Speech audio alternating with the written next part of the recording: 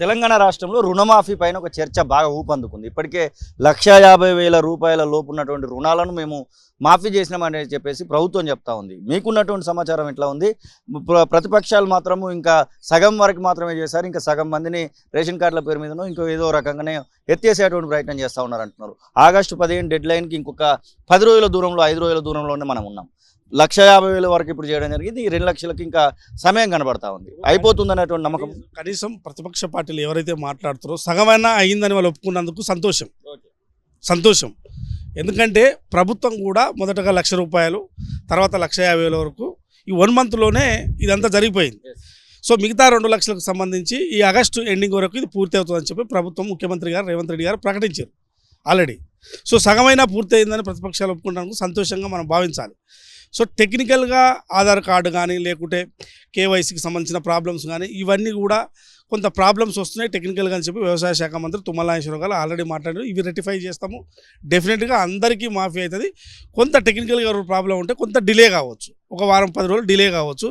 ఇదంతా కూడా అధికారులు చేయాల్సి ఉంటుంది. కాబట్టి ఈ డిలేను కొంత దాన్ని ఓర్చుకోవాల్సిన బాధ్యత ఉంటుందని చెప్పి ఆల్రెడీ చెప్తున్నారు. ప్రతిపక్షాలైనా రైతులు ఎట్లాగో ఇది అవుతుందని వాళ్ళకి అర్థమైపోయింది. ఆల్రెడీ ఫస్ట్ దఫా అయిపోయింది. 1,00,000 రూపాయలు అయిపోయినప్పుడు ఒక నమ్మకం ఏర్పడింది. 1,50,000 అయిపోయినప్పుడు అక్కడక్కడ ఖచ్చితంగా 1,000 మందికి జరుగుతున్నప్పుడు, లక్షల మందికి రైతులకు జరుగుతున్నప్పుడు అక్కడో ఇక్కడనో కొంత టెక్నికల్ ప్రాబ్లమ్స్ వస్తాయి. ఈ ప్రాబ్లమ్స్ను రెక్టిఫై చేయడానికి కూడా దానికి కూడా ఒక గ్రీవెన్స్ సెల్ పెడతారు, ఏర్పాటు చేస్తారు, పూర్తి చేస్తారు. సో మిగతా 2 లక్షలు ఆల్రెడీ ప్రభుత్వమే ప్రకటించింది. ఆగస్టు లోపల మేము ఇది మొత్తం కంప్లీట్ చేస్తాం. ఇంత చిత్తశుద్ధితో ఒకేసారిగా 31,000 కోట్ల రుణమాఫీ జరగడం అనేది ఇది దేశ చరిత్రలోనే మొట్టమొదటిది. ఒక రాష్ట్రం, కేంద్ర ప్రభుత్వం తీసుకున్న బడ్జెట్ కాదు ఇది, కేంద్ర ప్రభుత్వంతో చేస్తున్నది కాదు, ఒక రాష్ట్ర ప్రభుత్వము ఒకేసారిగా. ఎందుకంటే గతంలో జరిగిన రుణమాఫీలు ఎట్లా జరిగినాయో మనం చూసినాం. చాలా వరకు విడుదల వారీగా చేసి చాలా వరకు పెండింగ్లో కూడా పెట్టారు. ఎలక్షన్ టైంలో కొన్ని పెండింగ్లో కూడా జరిగినాయి. సో ఇది ఎలక్షన్ టైం కాదు, ప్రభుత్వం వచ్చి 6 నెలలు అయింది. 6 నెలల లోపనే రైతు రుణమాఫీ చేస్తున్నామని చెప్పి ఒక చిత్తశుద్ధితో నిర్ణయం తీసుకోవడం నిజంగా కూడా ఇవాళ రాష్ట్ర ప్రభుత్వము, ముఖ్యమంత్రి రేవంత్ రెడ్డి గారికి కృతజ్ఞతలు మనం తెలియజేయాలి. జాబ్ క్యాలెండర్ విషయంలో చాలా చర్చ జరుగుతూ ఉంది. జాబ్ క్యాలెండర్ని ఇప్పటికే ప్రకటించడం జరిగింది. 2024-2025 సంవత్సరానికి సంబంధించినటువంటి జాబ్ క్యాలెండర్ అయితే కనబడతా ఉంది. 20 అంశాలను దానిలో పెట్టడం జరిగింది. 2 టెట్లు నిర్వహించడం జరిగింది. మిగిలినటువంటి డిఎస్సి, మిగిలినటువంటి అంశాలు కనబడతా ఉన్నాయి. జాబ్ క్యాలెండర్ విషయంలో నిరుద్యోగులు ఎట్లా ఉన్నారు అనుకోవచ్చు మీ అంచనా ప్రకారం? మీరు చాలామందిని చూస్తూ ఉంటారు, టీసైట్ కింద మెసేజ్లు కూడా వస్తూ ఉంటాయి. గ్రూప్ 1కి సంబంధించినటువంటి క్లాసెస్ కూడా మీరు చెప్పిస్తూ ఉన్నారు. డిఎస్సి క్లాసెస్ ఇప్పటికే చెప్పించడం జరిగింది. గ్రూప్ 2కి సంబంధించినటువంటి క్లాసెస్ స్టార్ట్ చేయబోతాం. ఇంకా చాలా జరుగుతూ ఉన్నాయి వీటి విషయంలో. సో ఒకటి, ఇప్పటి వరకు ఉద్యోగాలకు సంబంధించిన నోటిఫికేషన్లో ఆల్రెడీ గ్రూప్ 1 మెయిన్స్ వరకు ఆల్రెడీ మెయిన్స్కు వచ్చేసింది. సో డిఎస్సి అయిపోయింది. సో ఉద్యోగాలకు సంబంధించి ప్రభుత్వము రీసెంట్గా విడుదల చేసిన జాబ్ క్యాలెండరు ఈ సమయంలో, ఈ తేదీల్లో మేము నోటిఫికేషన్లు వేస్తాం, ఈ టైంలో ఎగ్జామ్స్ నిర్వహిస్తామని చెప్పి ఒక జాబ్ క్యాలెండర్ రిలీజ్ చేశారు.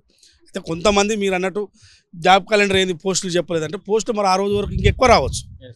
నెంబర్ ఇప్పుడే చెప్తే అది వివాదం అవుతుంది. రేపు పోస్టులు అనేది నోటిఫికేషన్ వేసినప్పుడు పోస్టులు చెప్తారు.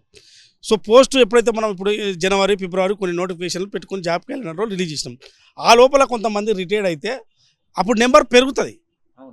పెరిగిన నెంబర్తో నోటిఫికేషన్ రోజు రిలీజ్ చేస్తారు. మీరు జాబ్ క్యాలెండర్ రిలీజ్ చేసారు, పోస్టులు ఎన్నో చెప్పలేదంటే పోస్టులు ఇప్పుడు చెప్తారా? నోటిఫికేషన్ రిలీజ్ చేసేటప్పుడు చెప్తాం. కానీ నోటిఫికేషన్ ఎప్పుడు ఇస్తాము, ఎప్పుడు ఫిలప్ చేస్తాము, ఎప్పుడు ఎగ్జామ్స్ నిర్వహిస్తాము, జాబ్ అపాయింట్మెంట్ ఎప్పుడు ఇస్తాం అనేది జాబ్ క్యాలెండర్ రిలీజ్ చేశారు. పోస్టులు అనేది నోటిఫికేషన్ వేసినప్పుడు పోస్టులు రిలీజ్ చేస్తాం. సో జాబ్ క్యాలెండర్ రిలీజ్ చేయడం వల్ల ఒక నమ్మకం ఏంటంటే నిరుద్యోగులకు, సో ఈ డిపార్ట్మెంట్, ఫైనాన్స్ డిపార్ట్మెంట్లో కానీ, ఇప్పుడు ఇరిగేషన్ డిపార్ట్మెంట్లో కానీ, ఎలక్ట్రిసిటీ డిపార్ట్మెంట్లో కానీ, అన్ని రకరకాల ఇప్పుడు యూనివర్సిటీలకు సంబంధించి కానీ, లెక్చరర్కి సంబంధించి కానీ, ఈవెన్ కానిస్టేబుల్స్, ఎస్ఐలకు పోస్టులకు సంబంధించి కానీ మొత్తము జాబ్ క్యాలెండర్ రిలీజ్ చేశారు. అంటే ఒక నిరుద్యోగులకు ప్రిపేర్ అయ్యే వారికి అందరూ కూడా ఈ సమయంలో ఈ ఉద్యోగాలు పడబోతున్నట్టు ముందే నోటిఫికేషన్ రిలీజ్ చేయడం వల్ల ముందే వాళ్ళు ప్రిపేర్ అవుతారు. పోస్టులు ఎన్నైనా పడండి, పోస్ట్ ఎన్ని పడ ప్రిపేర్ అయ్యే వాళ్ళు ప్రిపేర్ అవుతారు. పోస్టులకు ప్రిపరేషన్కి సంబంధం లేదు.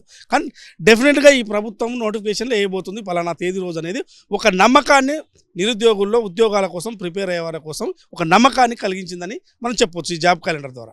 టీశాట్కి మీరు చైర్మన్ అయిన తర్వాత ఈ 5 నెలల సమయంలో, 4-5 నెలల సమయంలో ఎలాంటి మార్పులను మీరు చూస్తూ ఉన్నారు? ఏదైతే విద్యార్థులు, నిరుద్యోగుల నుంచి ఎలాంటి రెస్పాన్స్ వస్తూ ఉంది? ఇప్పుడు టీశాట్కు నేను సీఈఓ అయిన తర్వాత టెట్కు సంబంధించి మొదట టెట్కు సంబంధించి కూడా మేము క్లాసెస్ చెప్పించినాము, కోచింగ్ ఇప్పించినాము, డిఎస్సికి సంబంధించి ఇప్పించినాము. ఇప్పుడు గ్రూప్స్కు 2కి సంబంధించి, గ్రూప్ 3కి సంబంధించి, గ్రూప్ 1కి ఇప్పించినాం, ప్రిలిమ్స్కి ఇప్పించినాం, మళ్ళీ మెయిన్స్ కూడా ఇప్పించినాం.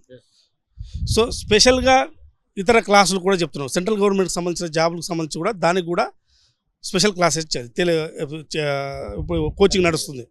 సో మరోవైపు ఆల్రెడీ ఇక విద్యా ఛానల్లో ఆల్రెడీ 3rd క్లాస్ నుంచి 10th క్లాస్ వరకు క్లాసెస్ అవి కంటిన్యూ నడుస్తుంది.